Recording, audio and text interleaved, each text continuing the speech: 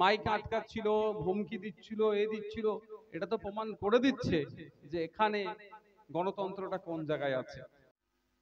কি দিবস আমরা উদযাপন করেছি? পশ্চিমবাংলার বিধানসভায় সম্মানীয় অধ্যক্ষ স্যারের উদ্যোগে তিনি রেজুলেশন নিয়ে এসেছিলেন। আমিও সেখানে বলার সুযোগ পেয়েছি, তৃণমূলও বলেছে, বিজেপিও বলেছে, আজকেও বলছে। আর দুদিনের প্রোগ্রাম ছিল।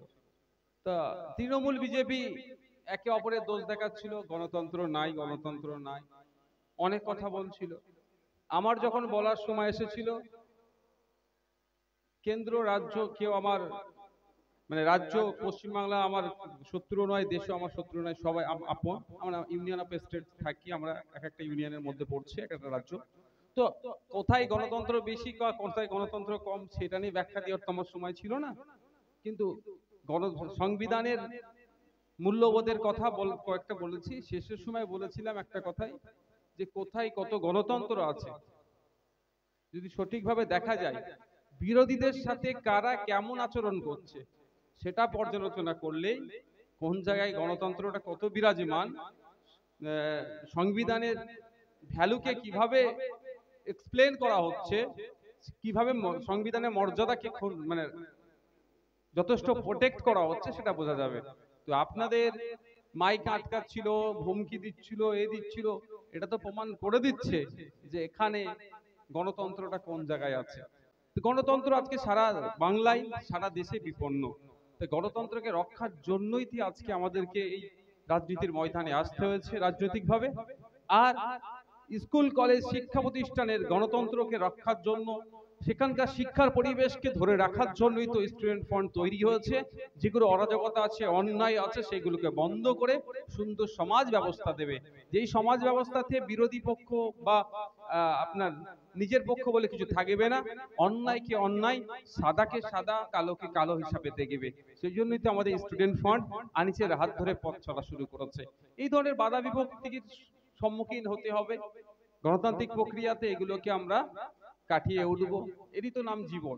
সারা জীবন যদি সমতল ভাবে চলেন, সারা জীবন যদি বাধা ছাড়া চলেন, তাহলে আমার তো মনে হয় সে জীবনটা ঠিকঠাক ইউটিলাইজ হলো না, মানে এনজয় হলো না।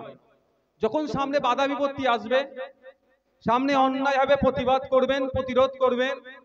সাবিতদের মতো ছেলেদেরকে ধরে জেলে দীর্ঘক্ষণ ডিটেন করে রাখবে, এটাই তো ভালো লাগবে যে না আমি কিছু করছি, শাসক আমাকে ভয় পাচ্ছে। আর একটা কথা আপনাদের বলি, যারা আমাদের ছাত্ররা আছেন এখানে, যখনই আপনাকে নিয়ে চর্চা হবে, যখনই আপনাকে নিয়ে আলোচনা হবে, যখনই দেখবেন আপনার প্রোগ্রামকে আটকানোর জন্য এই মাইক বন্ধ, হ্যান ত্যান, এইসব ধুমকি চুমকি হবে, আপনি নিশ্চিত থাকবেন আপনি সঠিক পথে আছেন। যারা এই সমাজে থেকে সমাজকে কুলসিত করার চেষ্টা করছে, তাদের গায়ে জ্বালা লাগছে, সেই জন্য আপনাকে ডিস্টার্ব করার চেষ্টা করছে। আপনার রাস্তা সঠিক আছে। তাই আমি ধন্যবাদ জানাই স্টুডেন্ট ফ্রন্টকে। নানান বাধা বিপত্তিকে উপেক্ষা করে আজকে তাদের তৃতীয় বার্ষিকী, প্রতিষ্ঠা বার্ষিকী তারা উদযাপনের একদম শেষ লগ্নে এসে পৌঁছেছে। আজকের এই প্রতিষ্ঠা বার্ষিকী থেকে আমি সর্বপ্রথম স্মরণ করব আমাদের এই ছাত্র ইউনিট তৈরি করার যিনি প্রধান কারিগর ছিলেন, আমাদের মধ্যে নাই, রাষ্ট্র তার ষড়যন্ত্রের শিকারে, ষড়যন্ত্রতে আমাদের কাছ থেকে কেড়ে নিয়েছে। আমাদের সকলের ভালোবাসার পাত্র ছিলেন আনিসকে, অর্থাৎ আনিস খানকে আমি এই মঞ্চ থেকে স্মরণ করছি। আমি আরো এই মঞ্চ থেকে স্মরণ করছি, কিছুদিন পূর্বেই সমাজের জন্য ঠিক আনিসের মতোই অন্যায় দেখে চুপ থাকতে পারেনি, প্রতিবাদ করেছিল। আরজিকর মেডিকেল কলেজে যেভাবে সিন্ডিকেট রাজ কন্ট্রোল করেছিল, সেটার হাত থেকে রোগী পরিষেবা থেকে শুরু করে ওটির মধ্যে যে মৎস্য যে সমস্ত অন্যায় হতো, ডুপ্লিকেট মেডিসিন থেকে শুরু করে যত রকম অন্যায় হতো, তার প্রতিবাদ করতে গিয়ে আমরা আমাদের কারো মেয়ে, কারো দিদি, কারো বোনকে আমরা হারিয়েছি। তাই আমাদের সকলেরই ডক্টর যিনি ছিলেন এবং সমাজ গড়ার কারিগর বলে মনে করি, একটা পার্ট অফ আওয়ার সোসাইটি ডক্টরকে, তো তিনি অর্থাৎ সেই তিলোত্তমাকে আমরা, দিদিকে আমরা আমাদের মঞ্চ থেকে স্মরণ করছি।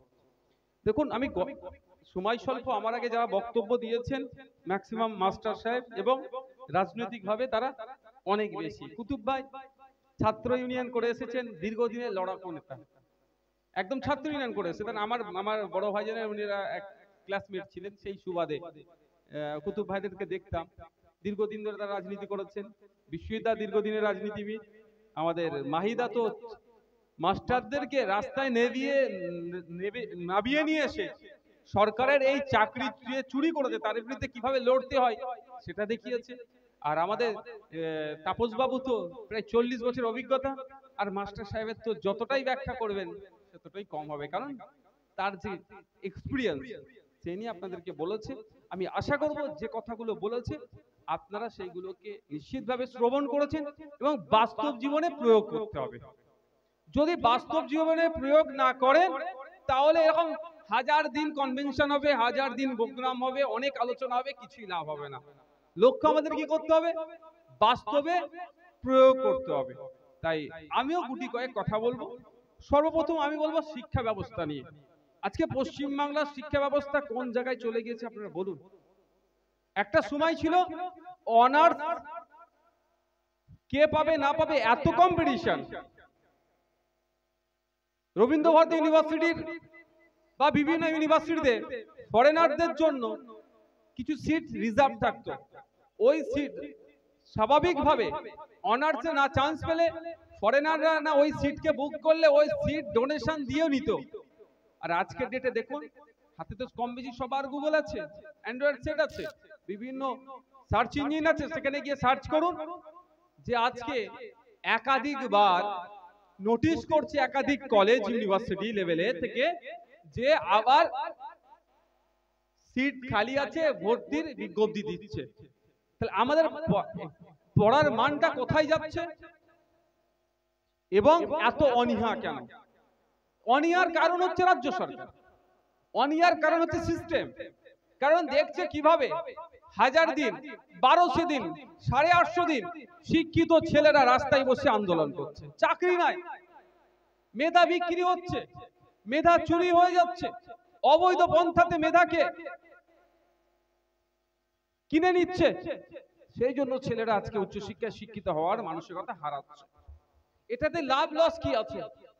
সরকার পক্ষ লাভ আছে, আমরা যারা প্রতিবাদী আমরা দেখছি এটা লস আছে। কারণ দেখুন, আপনি সরকারি চাকরি পাবেন কি পাবেন না তার থেকে বড় কথা, আপনি আমি যদি উচ্চশিক্ষায় শিক্ষিত হতে পারি, সামাজিক শিক্ষায় শিক্ষিত হতে পারি, শিক্ষা মানে বিদ্যালয় শিক্ষার সাথে সাথে ইউনিভার্সিটি কলেজের সাথে সাথে সামাজিক শিক্ষাও কিন্তু আমাদের গ্রহণ করতে হবে। না হলে কি হবে জানেন? আপনি দেখবেন এরকম অনেক শিক্ষিত পাওয়া যায়, সেই সমস্ত শিক্ষিতকে আমি ধিক্কার জানাই। হয়তো একটা টোটোতে উঠেছে বা অটোতে উঠেছে, ড্রাইভারকে আমি মাস্টার্স করেছি বা আমি একটা চাকরি করছি তুই তুকারি সম্বোধন করে কথা বলে। সেই ড্রাইভার, টোটো ড্রাইভার বা অটো ড্রাইভার বা রিক্সা চালক কিন্তু আপনি সম্বোধন করে চলে। হয়তো রিক্সা চালকের কাছে, টোটো ড্রাইভারের কাছে আপনার ডিগ্রি নাই, কিন্তু সামাজিক ডিগ্রিটা তার কাছে আছে, তার সামাজিক শিক্ষা থাকার জন্য সে আপনি সম্বোধন করছে। আর ওই ওনার কাছে ইউনিভার্সিটি ডিগ্রি আছে কিন্তু সামাজিক শিক্ষার অভাবের ফলে এটা হচ্ছে। তাই আমি অনুরোধ যে দুটো শিক্ষায় লাগে, সামাজিক এবং সাথে সাথে আমরা যে পুঁথিগত বিদ্যা অর্জন করছি, ঠিকটা বলছিলাম। তো আজকে মানুষ এত অনীহা হচ্ছে কেন? এই পরিকাঠামোকে আমরা আমাদের ধ্বংস করা হচ্ছে। এটা সুকৌশলে হচ্ছে, এটা ভাববেন না যে অস্বাভাবিক কিছু, এটা স্বাভাবিক।